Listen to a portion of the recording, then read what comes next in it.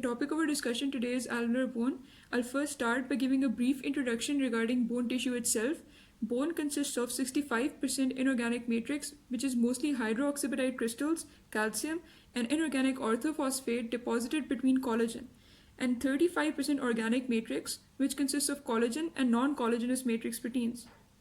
Bone contains cells which are osteoblasts, osteocytes, and osteoclasts. Osteoblasts are involved in the formation of bone, osteocytes in the maintenance of bone, and osteoclasts in the resorption of bone. Bone matrix is the intercellular substance of bone consisting of collagenous fibers and ground substance. Moreover, bone also contains blood vessels, nerves, and lymph vessels. Now we come to the histological arrangement of mature bone. Mature bone consists of compact bone and spongy bone. Compact bone is divided into three distinct layers: circumferential lamella, concentric lamella, and interstitial lamella. Circumferential lamella encloses the entire aral bone, forming its outer perimeter.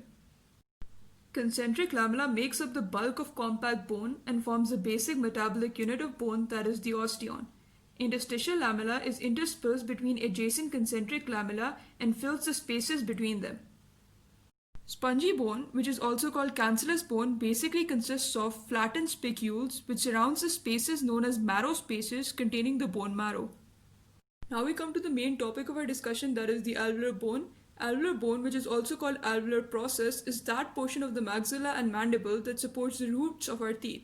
It is composed of two parts, alveolar bone proper and supporting alveolar bone. Alveolar bone proper is that part of alveolar bone that lines the sockets. It is a thin lamella of compact bone in which periodontal fibers are embedded. It is a specialized type of compact bone composed of bundle bone and Haversian bone. It is referred to as bundle bone because it is regularly penetrated by bundles of Sharpey's fibers of the periodontal ligament. The bone lining the socket in which Sharpey's fibers are embedded is known as bundle bone. It contains more calcium per unit area than any other part of the bone. It is also known as lamina dura because of its radiopacity. The term bundles was chosen because the principal fibers continue into the bone as Sharpey's fibers. The fibers are mineralized at the periphery and have a larger diameter. That part which is attached to the cementum of the roots by the periodontal ligament is called lamina dura. It is the bone lining the alveolus. In clinical radiographs, it commonly appears as a dense white line. Supporting alveolar bone surrounds the alveolar bone proper and gives support to the socket. It consists of cortical plates and spongy bone. Cortical plates consist of compact bone and form the outer and inner plates of the alveolar process. They are thinner in the maxilla compared to the mandible. They are thickest in the premolar and molar region of the mandible. Spongy bone, also called cancellous bone, is the bone which fills the space between the outer and inner plates and the alveolar bone proper. It consists of trabeculae with bone marrow spaces. Now, as you can see in this diagram, the area shaded in black is called the alveolar bone proper.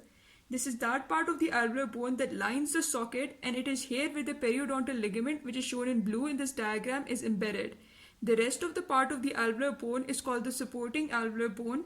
It surrounds the alveolar bone proper and gives support to the socket. Now we come to the age changes in alveolar bone. With age, the socket appears jagged or uneven. The alveolar process in edentulous jaws decreases in size. Edentulous basically means people with no teeth. The internal trabecular arrangement becomes more open, which indicates bone loss. The distance between the crest of the alveolar bone and the cemento-enamel junction increases with age, approximately by 2.81 millimeters. Alveolar bone develops from the dental follicle. The ectomesenchymal cells of the dental follicle differentiate into osteoblasts and lay down the matrix called osteoid. Some osteoblasts become embedded in the matrix and they are then called osteocytes. Anomalies of alveolar bone includes fenestration and dehiscence. The area of root penetrating the bone in the apical region is called fenestration, and the area of root penetrating the bone in the coronal region is called dehiscence. This diagram shows the anomalies of alveolar bone. This is the maxilla, that is the upper jaw. This is fenestration, which is the area of root penetrating the bone in the apical region, and this is dehiscence, that is the area of root penetrating the bone in the coronal region.